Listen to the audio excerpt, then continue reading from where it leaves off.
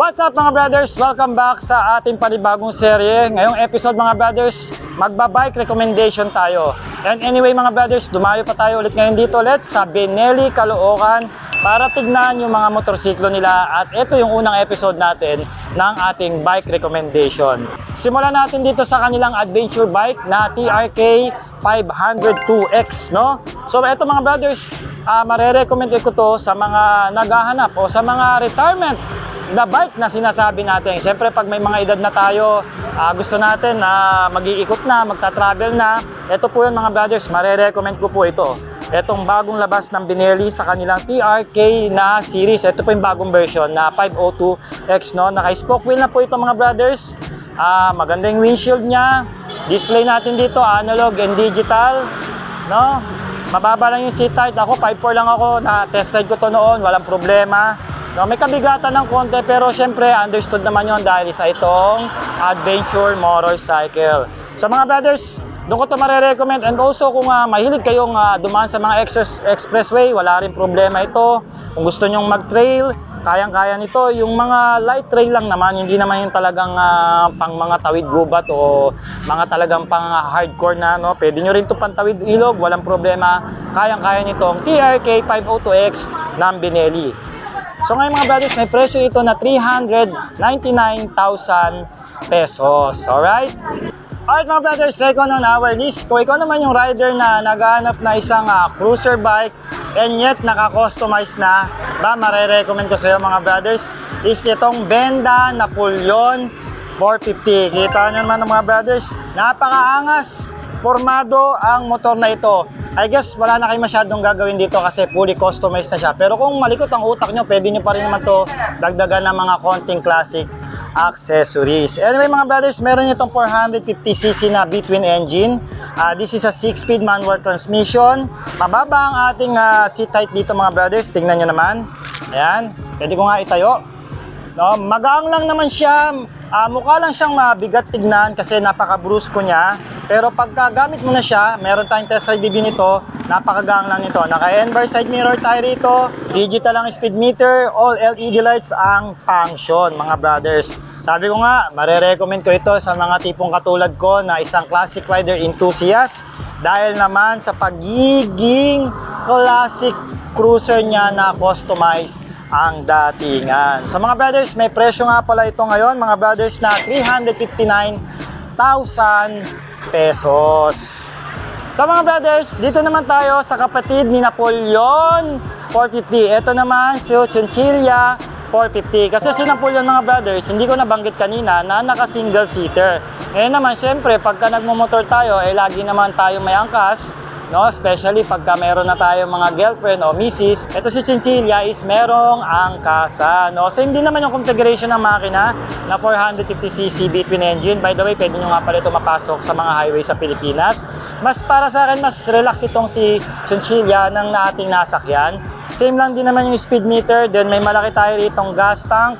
Ganun din, mababa rin yung kanyang seat height. At medyo mabigat lang ng konti ito si Chinchilla ng around, I guess, 8 to 10 kilo ata dito kay Napoleon. Kasi si Napoleon more on custom bike na ang datingan, no? Anyway, may price ito na 329,000 pesos mga brad. And also, marerecommend ko nga pala ito mga brothers sa mga naghahanap ng motor na gusto lang yung chill ride at the same time nakakapasok kayo sa mga highway dito sa Pilipinas. Alright mga brothers, dito naman tayo sa SYM Tuscany 150. Actually, kakalabas lang nito sa Makina Motor Show. Marerecommend ko ito mga brothers para sa mga naghahanap ng classic vibe pagdating sa scooter, no? Kung sakaling vegetarian ka, hindi mo ma-afford yung mga kilalang classic style na Italian na motor, dito ka na sa SYM Tuscany 150. Napakagandang scooter nito mga brothers. Talagang classic o retro ang datingan, no? Ganun din, may malapad na floorboard. Meron tayo rito ang retractable na utility hook. Okay? And then LED ang ating mga lighting system dito, magmula sa tail light and also dito sa headlight mga brothers. Fuel injected na rin ito mga brothers, so kahit papano matipid na rin ito. So sabi ko nga, marerecommend ko ito sa mga classic rider enthusiast pagdating sa scooter category. Ngayon mga brothers, may presyo ito, nagbaba sila. So 115,000 900 pesos na lang ito mga brothers on the wheel.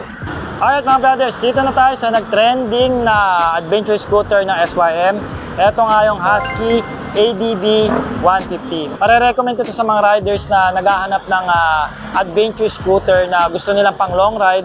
And also kung gagamitin naman nila sa city, wala rin problema dahil syempre nandun yung trabaho, katulad ng mga food service, no, mga habal-habal, etc. etc.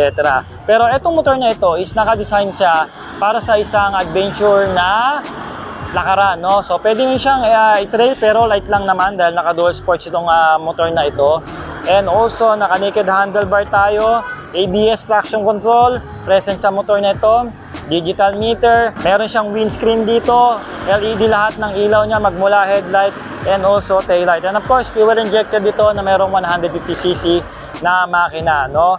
So sabi ko nga, marirecommend ko ito. Katulad ko, madalas ako naglo-long ride, pupunta ako sa mga iba't ibang lugar. Talagang iba yung dating o iba yung feels pag ito yung gamit mo, hindi ka masyadong pagod. Siyempre, magandang gulong, magandang suspension, overall performance, napaka-outstanding, no?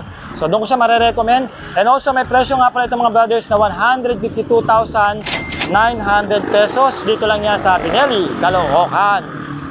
Next naman mga brothers, ang Binelli Imperiale 400. So marirecommend ko to sa mga classic rider enthusiast na naghahanap ng isang motorsiklo o affordable na motor na mapapasok nyo sa highway. Bakit kanya mga brothers? Dahil 400cc ang makina nito. It means pasok na siya sa mga NLEX o SCTEX o kahit ano pang mga main highway dito sa Pilipinas na big bike category ang dapat lang makatakbo. Anyway mga brothers, may ABS na rin ito.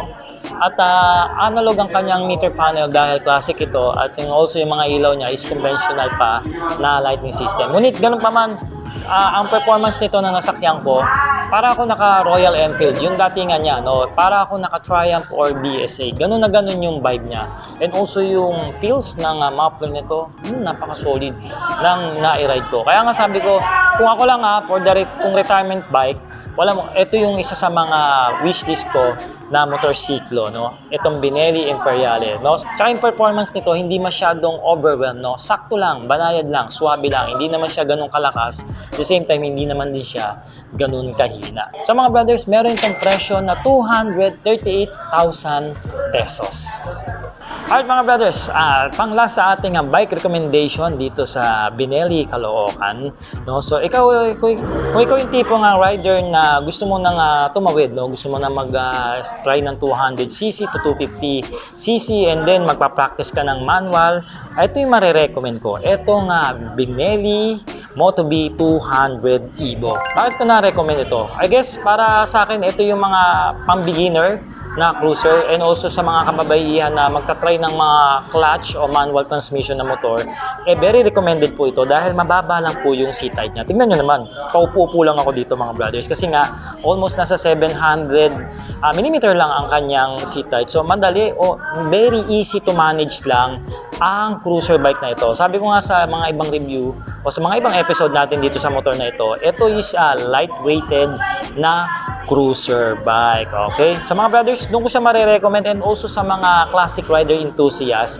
siguradong hindi kayo magsasawang tignan ang motor na ito. And also, kung malikot yung utak nyo, pwede nyo po itong likot-likutin, i-upgrade, palitan, o i-customize. You name it mga brothers, no? Dahil nasa classic culture tayo. So ngayon mga brothers, meron itong price tag na 125,000 pesos. Dito lang yan sa Binelli, Caloocan. Kung kayo po interesado, pwede nyo pong puntahan yung mga units nila dito. And by the way, nagkikerry na po sila ngayon ng Benda Motorcycle and also SYM po na brand. So mga brothers, punta lang kayo dito, pwede nyo pong i-PM ang kanilang Facebook page at kung hindi naman, kung taga dito kayo, kung gusto nyo personally bumisit, dito lang po yan sa 10th Avenue, corner 3rd Street, Caloocan City. So mga brothers, maraming salamat po sa pagsama nyo dito sa unang episode natin ng bike recommendation. So mga brothers, ride safe and cheers!